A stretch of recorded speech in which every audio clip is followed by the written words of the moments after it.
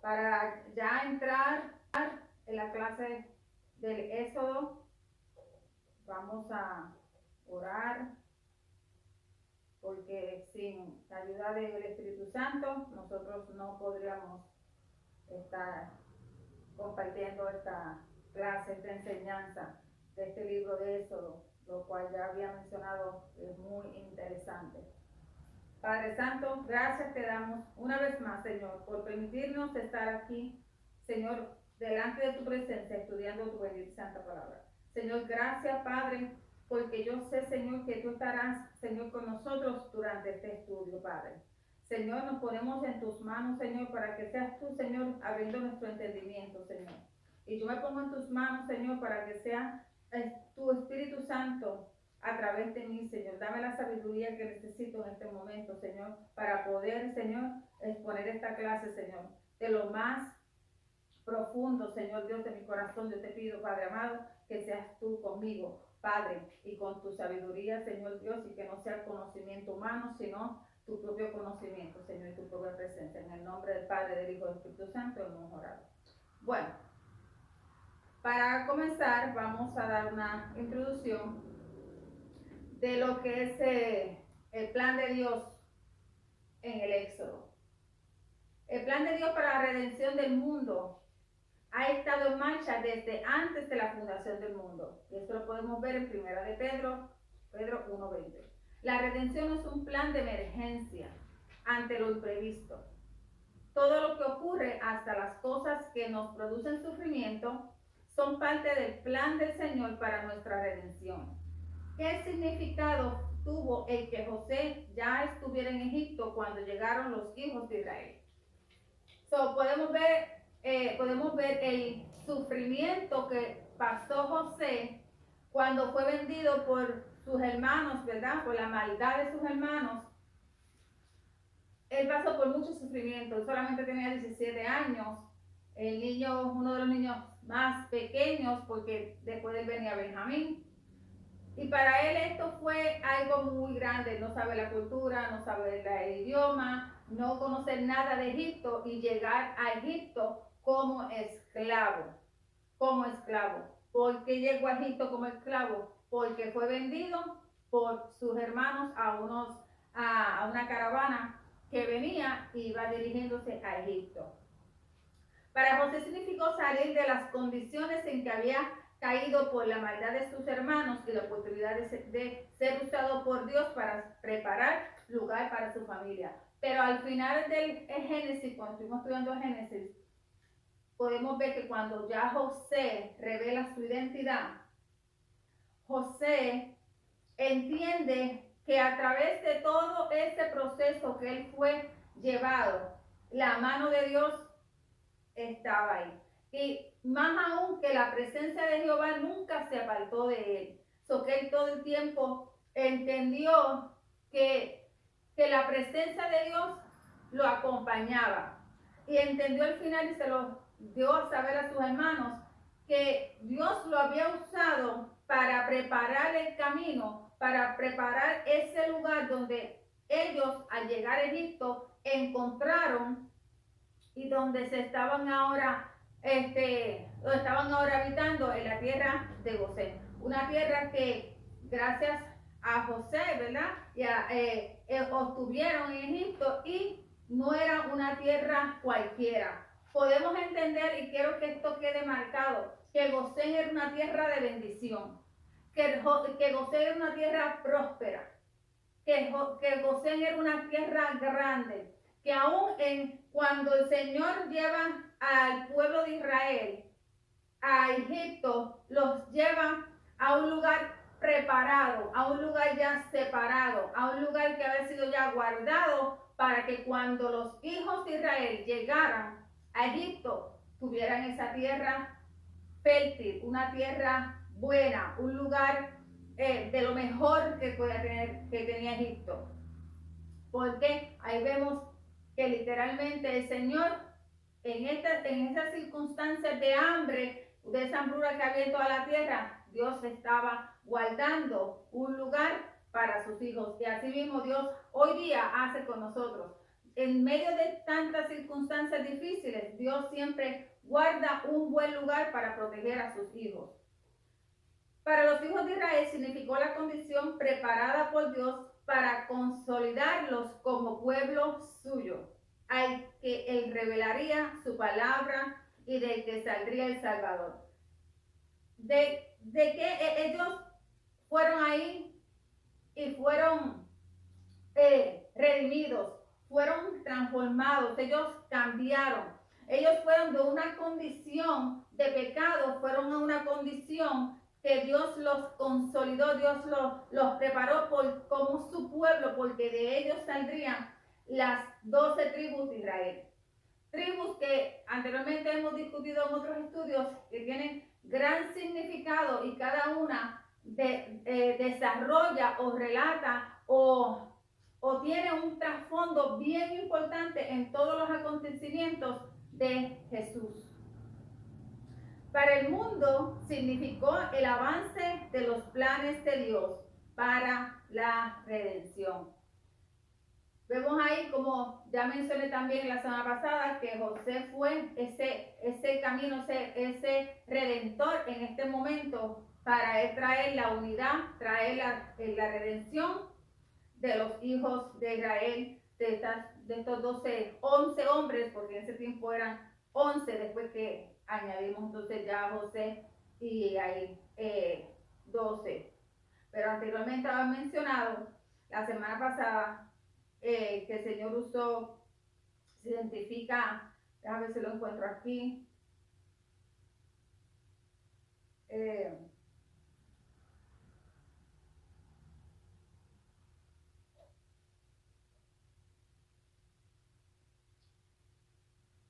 Los 13 dice, estos hombres tenían un gran plan de parte de Dios y ellos eran 13 porque incluían a Jacob. ¿Qué quiere decir esto? Que simbolizaba unidad entre el pueblo y Dios. Y esto es a causa de la redención. A causa de la redención es que se hace una unidad entre el pueblo y Dios. No hay otra manera. Tiene que haber una redención. Debemos sentirnos seguros las manos de un Dios todopoderoso que lleva delante de sus planes de redención y al que nada detiene su propósito de hacernos bien. Y sin importar las adversidades, el plan de Dios y el propósito de Dios es la redención. La redención y que el propósito de Dios se cumpla en cada uno de nosotros. Además llegaron a ser estos hombres muy poderosos porque lo identificamos y lo conocemos, como ya mencioné, como las 12 tribus de Israel. Y la tierra estaba llena de todos ellos, o la tierra se llenó de estas tribus. Tenían una influencia creciente en la vida civil y económica. ¿Qué quiere decir esto? Que ahí en Egipto, donde este pueblo llega, estos hombres llegan, este pueblo se multiplica de tal manera, porque hay una palabra de Dios, que no solamente crecieron en una vida civil, sino que también crecieron en una vida económica. Ellos fueron prósperos también económicamente, la cual se extendía más allá de los límites de Gosén. ¿Qué quiero decir? Que ellos tuvieron se expandieron tanto y su prosperidad fue tanta que salieron de la tierra de Gosén, y eso también lo mencioné la semana pasada. Pues tenían contacto con los egipcios y las ciudades de ellos, aunque se extendía la expresión en una forma más bien relativa. Es evidente en el libro que había un contacto amplio entre los dos pueblos. Por ejemplo, algunos israelitas aprendieron arte y oficio.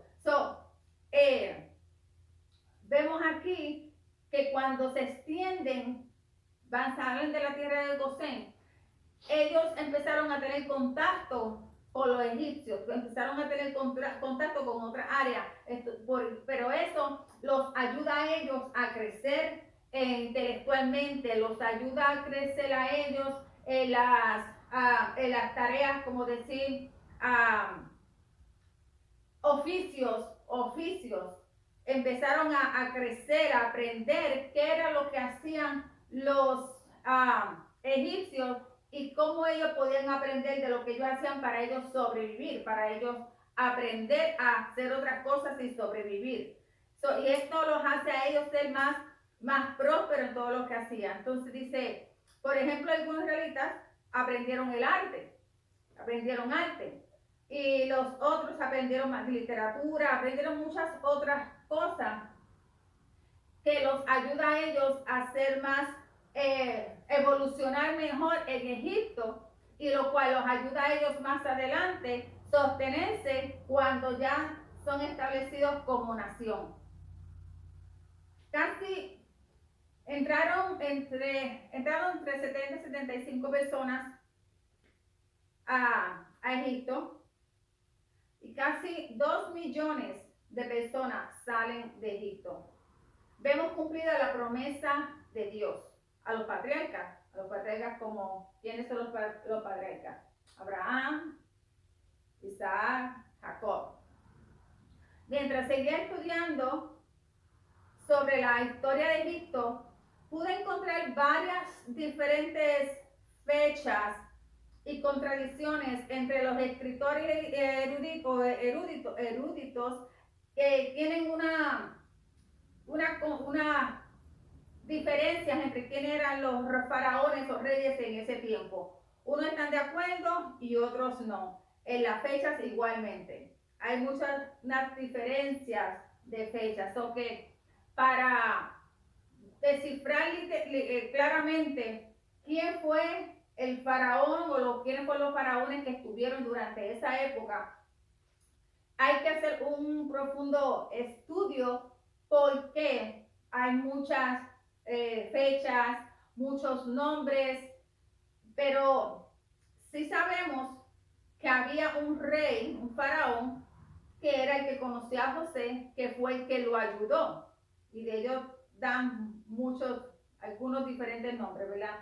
También podemos entender que hubo un rey, pasaron muchos otros entre este rey porque pasaron muchos años, no estamos hablando de uno ni de dos, pasaron 200, 400 o 430 años, pero entre José y la persecución hubieron unos 220 y después hubieron otros 200 y pico más. ¿Qué pasa? Que pasaron muchos reyes, pasaron muchos faraones, y entre el faraón que tenía José, que José encontró favor en él, al faraón que estuvo oprimiendo el pueblo, al faraón que salió el pueblo de Israel de Egipto, son diferentes. Recordemos que pasaron muchos años, no fue un solo faraón, fueron muchos faraones que pasaron. Pero al final el más acertado, el más que considera que fue el que los saca ellos cuando en el Éxodo, fue el Ramsés. Pero esto todavía seguí buscando y había muchos otros nombres, pero lo asocian así por la ciudad. Pero lo importante aquí fue entre todos los nombres de los faraones, reyes que pudieron haber pasado, lo más importante aquí es que hubo un faraón que José le cayó en favor a este faraón. Hubo un faraón mientras hubo la opresión, la persecución y la salida del Éxodo. Las fechas son amplias, pero lo más importante es enfocarnos en cuál fue el propósito de Dios, porque fueron demasiados faraones.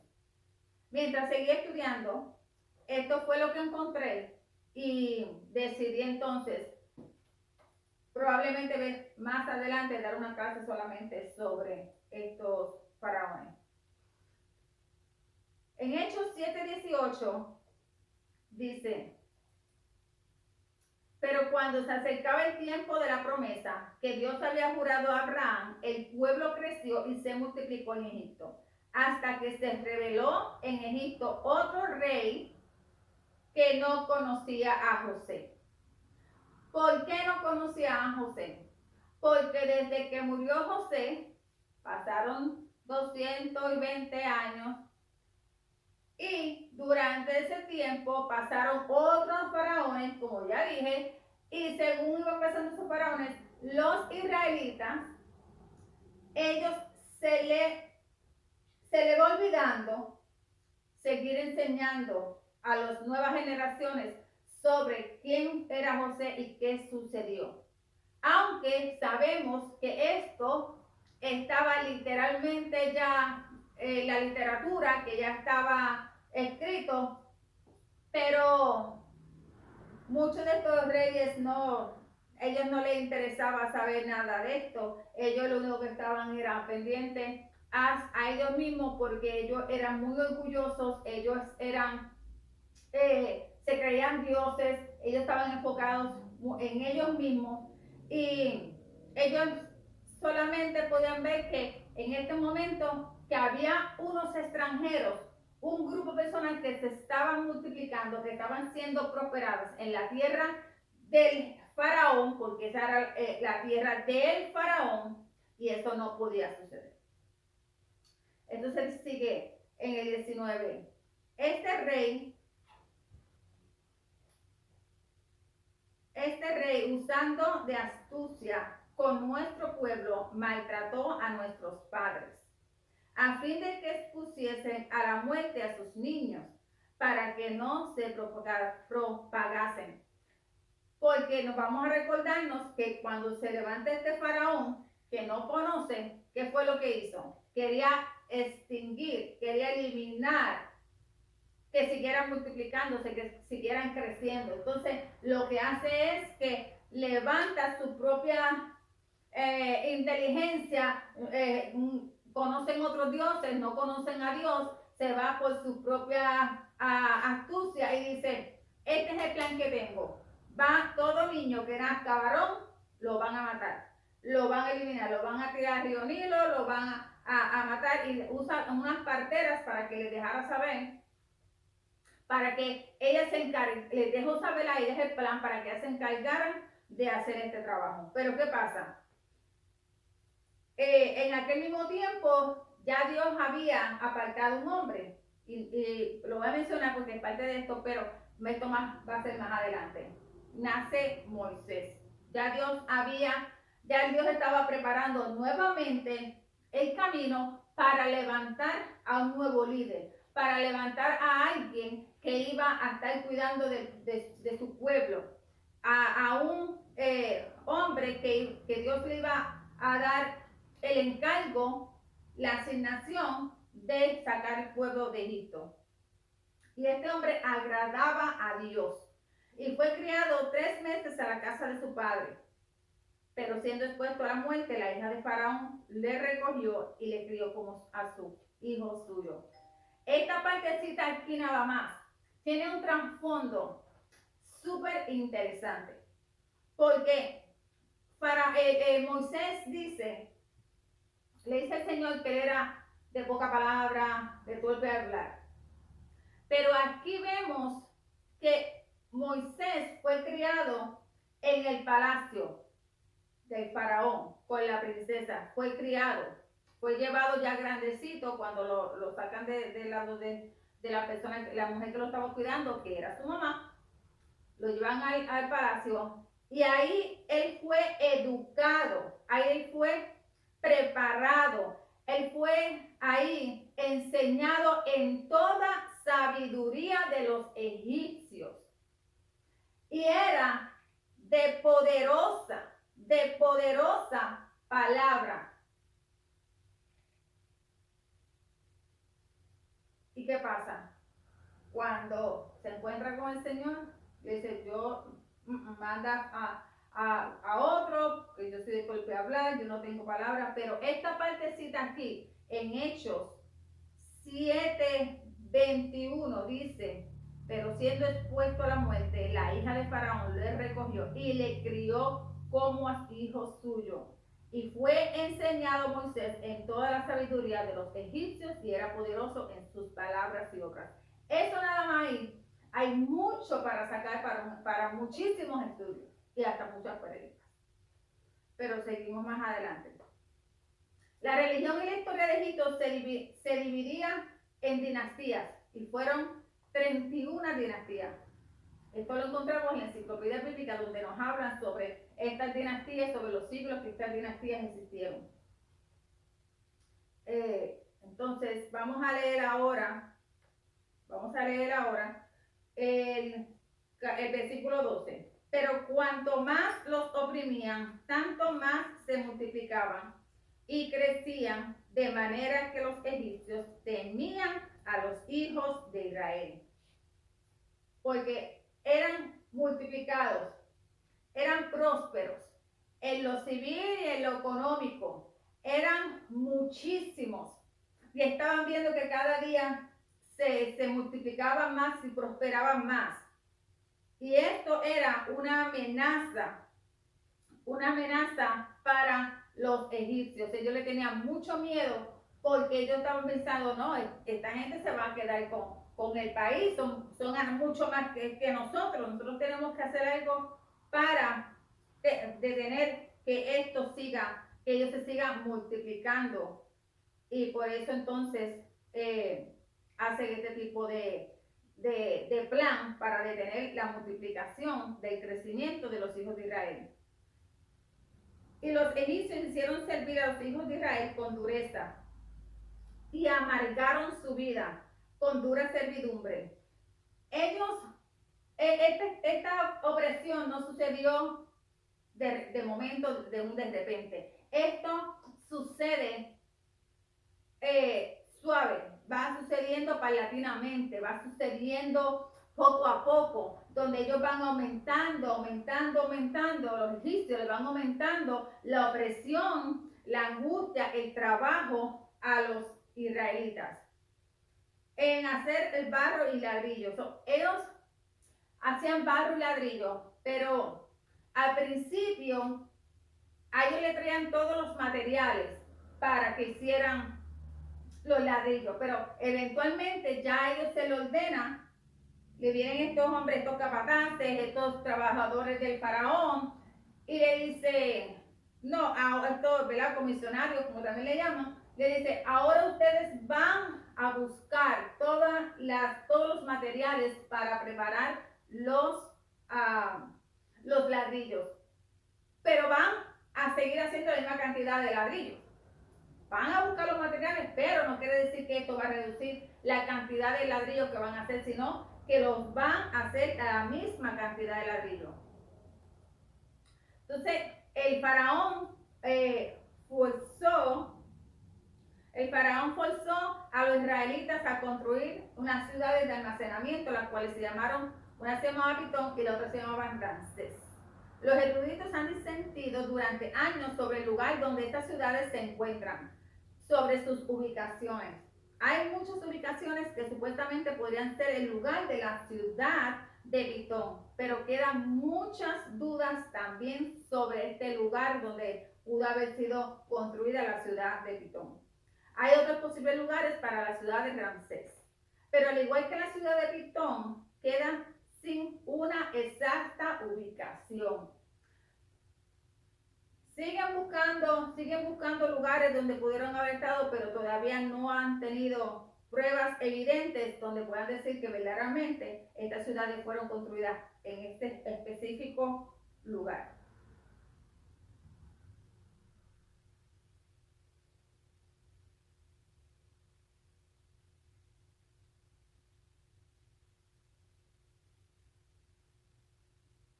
Alrededor del año 2000 del Reino Medio, Egipto comenzó a despertarse para el mundo. ¿Qué hacía? Empezó a comercializar con Creta, con Palestina, con Siria y otras naciones. El arte y la literatura florecieron grandemente en general y prevalecieron en unas condiciones pacíficas. ¿Qué pasa? Para este tiempo, aproximadamente para este tiempo, cuando llega a Jacob y su familia, ¿verdad? Emigrantes de la tierra de Canaán, de la tierra donde ellos estaban, sin duda ellos al llegar a esta tierra de Gosén, para este tiempo que había paz, que había un gobernador, un faraón, un rey, que había entrado José en gracia con él y en favor, ellos se sentían seguros contra cualquier ataque y cualquier persecución durante este tiempo porque había unas condiciones buenas en Egipto. El segundo periodo intermedio, poco después del 2000, alrededor del 1700, todo esto antes de Cristo, remember, 2000, pero vamos bajando, hasta llegar al nacimiento de Jesús, o que 2000, 1700, alrededor de esta época, los Ixos, ¿qué eran los Ixos? Eran gobernadores extranjeros. ¿Qué pasó con ellos? Ellos se apoderaron de Egipto, estaban al control total de Egipto e hicieron de Egipto una Heliópolis, como una nueva capital. Hubieron muchas dinastías y muchos dioses. Entre más dinastías iban pasando, más dioses se iban levantando. Por eso es que entendemos que cuando Moisés es llamado por Dios, le dice, dile, pero ¿quién le puede decir que tú eres que me está enviando? Dile, yo soy. Porque desde la primera dinastía, todas estas dinastías, de 30 a 31 dinastías, cada faraón que se levantaba el nuevo dios, o que había la lucha, era una lucha espiritual en contra de esos dioses para poder sacar el pueblo de Israel. Algunos creen que el éxodo tuvo lugar durante el tiempo de los Ixos. Eso lo hizo gobernadores extranjeros que llegaron a Egipto. Mientras que otros sostienen que ocurrió después de que estos fueron expulsados de Egipto, porque los egipcios los odiaban. Ellos buscaban la manera de sacarlos de la tierra de Egipto. Pero ni las escrituras ni la arqueología todavía han favorecido estos puntos de que los egipcios estaban ahí cuando sucedió el éxodo, o que ellos fueron sacados de Egipto antes del éxodo. Entonces, por eso hay que tanta espacio entre donde estas ciudades fueron construidas y quienes verdaderamente comenzaron a construir estas ciudades, porque cuando se levantaba un faraón nuevo, estos faraones nombraban estas ciudades, construían preparaban estatuas y cosas y les ponían sus nombres. Y si la ciudad ya estaba construida o por algún ataque había sido destruida y la comenzaban a reconstruir, entonces le ponía el nombre del faraón que tuvo. Entonces tenemos a Ramsés, quien vivió desde 1290 a 1224 a.C., que nombra esta ciudad mucho tiempo después de la fecha generalmente aceptada para el éxodo. La ciudad pudo no haberse conocido por este nombre cuando los israelitas vivían allí, como les mencioné ya, porque tal vez se llamaba de otro nombre, pero al levantarse este nuevo faraón, la reconstruye, porque dice los estudios que reconstruye la ciudad. Entonces, por eso tal vez de esta manera se llama o se le pone a esta ciudad Rameses. Y habló el rey de Egipto, ahora estoy en el Éxodo 1:15, versículo 15, y habló el rey a Egipto a las parteras de las hebreas, una de las cuales se llamaba Cifra y otra Fua, y les dijo, cuánto asistáis a las hebreas en sus partos y veáis el sexo, si es hijo matadlo, y si es hija entonces viva. Pero las parteras temieron a Dios y no hicieron como los mandó el rey de Egipto, sino que perseveraron la vida de los niños. Y el rey de Egipto hizo llamar a las parteras y les dijo, ¿por qué habéis hecho esto? ¿Que habéis preservado a la vida de los niños? Y las parteras respondieron a Faraón, porque las mujeres hebreas no son como las egipcias, pues son robustas y dan a luz antes que la partera venga a ellas. Y Dios hizo bien a las parteras y el pueblo se multiplicó y se fortaleció en gran manera. Y por haber las parteras temido a Dios, él prosperó sus familias. Entonces Faraón mandó a todo su pueblo, diciendo: echad al río a todo hijo que nazca y a toda hija preservad la vida. Leímos hasta el 21. Recordemos que entró solamente la familia de Jacob a tierra de Egipto. En Hechos 7:14 podemos ver la descendencia de José y dan una cifra de 75 personas en su enumeración. Se nota la ausencia, literalmente, esto quiero que lo miren bien. Se nota la ausencia de las esposas de Jacob. Se nota la ausencia de las mujeres de los hijos de Jacob. Se nota toda descendencia femenina. El texto trata más bien con las personas que se desarrollarían en la estructura tribal más tarde. Literalmente se enfoca en los hijos de Jacob. Se destaca la fecundidad del pueblo, que a pesar del número limitado al entrar en Egipto, previdencialmente se había multiplicado en acuerdo con la palabra de Dios. Esta palabra de Dios que se da en Génesis, la vemos en Éxodo, que se empieza a cumplir: multiplicación, fructificación. Dijimos ya anteriormente que más de 2.000 millones de personas salieron de Egipto, de la cantidad de familias que entraron a Egipto. La servidumbre fue muy dura para los israelitas, pero eso no evitaba que ellos se siguieran multiplicando y siguieran creciendo a gran manera, de una manera sobrenatural.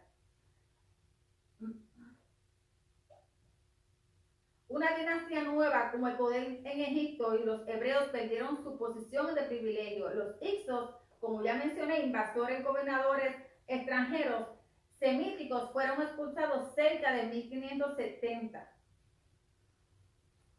antes de Cristo. Y finalmente un nuevo rey que no conocía a José, al trono llegó. Entonces este rey le quita literalmente el favor. Ya los israelitas no tienen ningún favor delante del rey. Entonces ahí que empiezan a surgir todos estos maltratos, toda esta esclavitud, toda esta persecución, donde ya empiezan los israelitas a sentirse incómodos, a sentirse asustados. Entonces cuando se levanta esta persecución entre los niños, que se les dice a estas parteras que es tiempo de que ellas hagan este trabajo, que comiencen a eliminar a los niños, pero los varones, porque el propósito era detener que siguieran estos varones creciendo y multiplicándose. Pero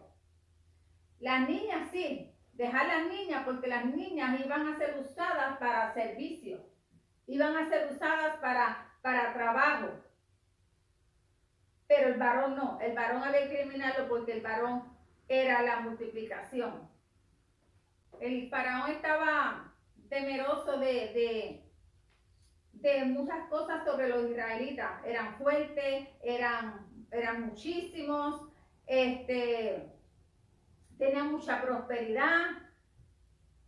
Y todas estas cosas que él veía en los israelitas, le provocaba a él envidia, le provocaba a él cómo es posible que una cultura extranjera que está viviendo en Egipto sea tan bendecida y sea tan próspera económicamente.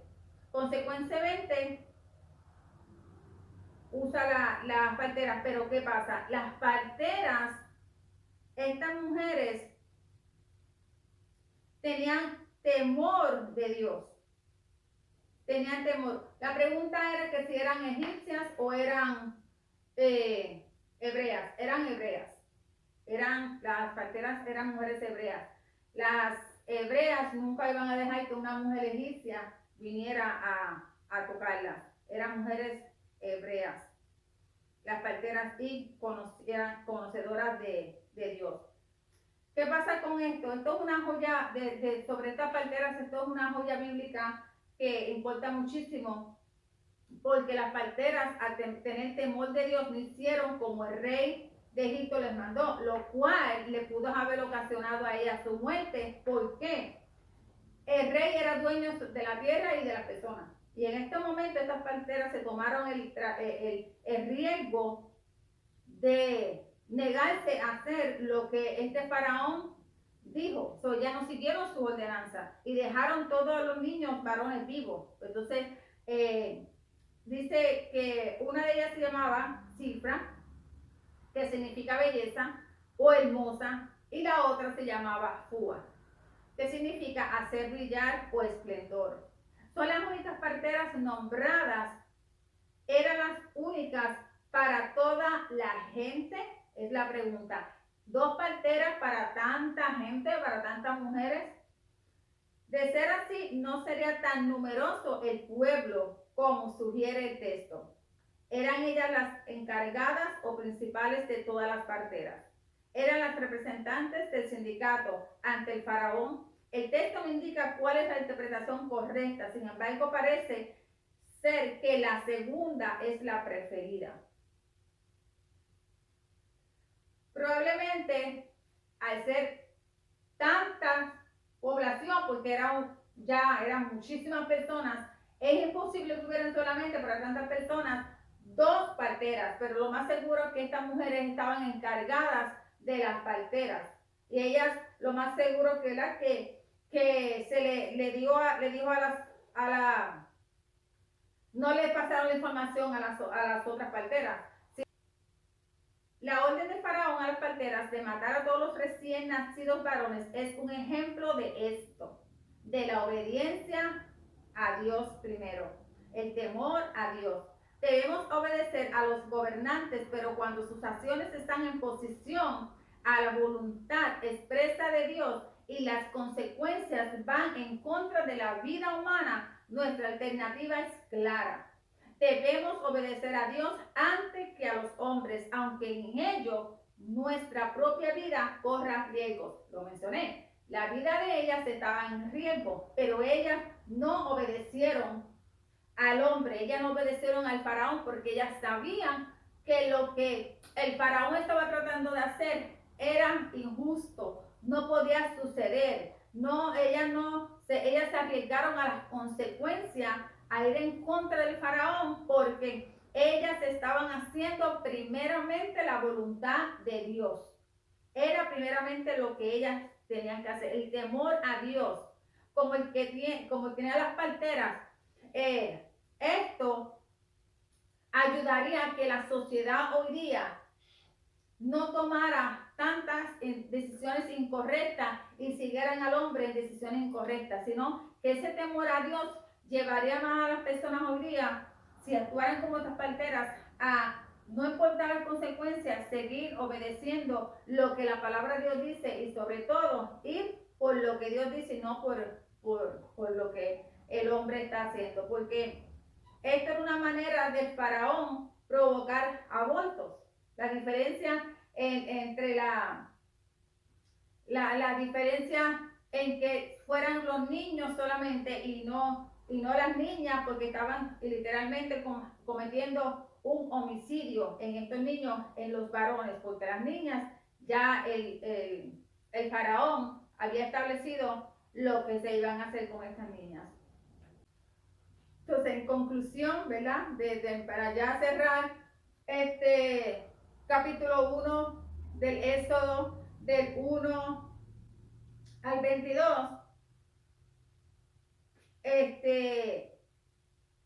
sabemos que los niños fueron entonces tirados después en el 22, entonces Faraón mandó a todo su pueblo diciendo, echad al río a todo hijo que nazca y a toda hija reserva la vida. So, vemos que como esto con las parteras no trabajó, ya entonces le avisa al pueblo que todo niño varón que nazca, que lo tiraran entonces al río Nilo, donde ahí estaba lleno de animales y cocodrilos, y pues entonces pues los niños no sobrevivirían. Pero hubo un niño que fue escondido por los primeros 3 meses, y ese niño fue el que Dios había encontrado gracia y lo había escogido, porque ese niño tendría la responsabilidad, la asignación de sacar al pueblo de Egipto. Y esa persona, ese niño en ese momento era Moisés. Antiguamente el relato fue transmitido oralmente sobre todas las cosas que vendrían entrando a la conclusión, todas las cosas de generación a generación, para que se fueran conociendo las cosas, pasaban oralmente. Por eso surge el tiempo de que ya dejan de hablar de estos acontecimientos que suceden y José pasa a ser la historia. Y el Señor aseguró su preservación fiel por medio de las estructuras literarias. Estas ayudarían a la memoria en el proceso de recitación. Así se evitaría agregar al contenido o eliminar algo por descuido. So que poco a poco después ya toda esta información se fue poniendo en literatura, se fueron escribiendo y se fueron archivando, se fueron guardando para mantener la historia tal y como sucedió y no hubieran alteraciones. So que el faraón, al final vemos que el faraón llegó el faraón que estaba en ese tiempo reinando, llegó a la cumbre de la crueldad contra los hebreos, echando a estos niños al río Nilo y a dejarlos allí. Para ellos el río Nilo era un dios que ellos también adoraban. Entonces,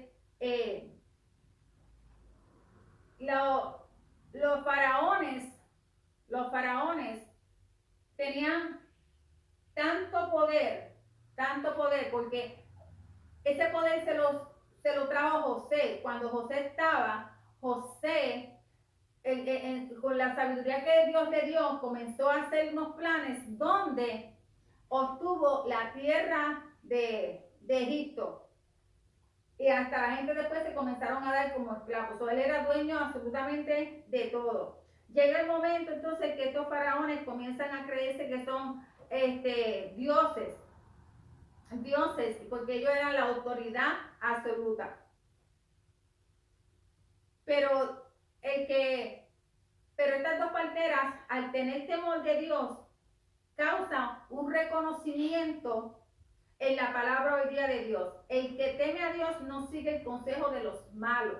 El que teme a Dios lo obedece. El que teme a Dios está dispuesto a correr riesgos por ser fiel. El que teme a Dios es usado por él para cumplir sus planes. El que teme a Dios es honrado y bendecido por él. Estas mujeres fueron honradas, fueron guardadas, fueron bendecidas, fueron prósperas, no solamente ellas, con toda su familia, porque él cuidó de ellas.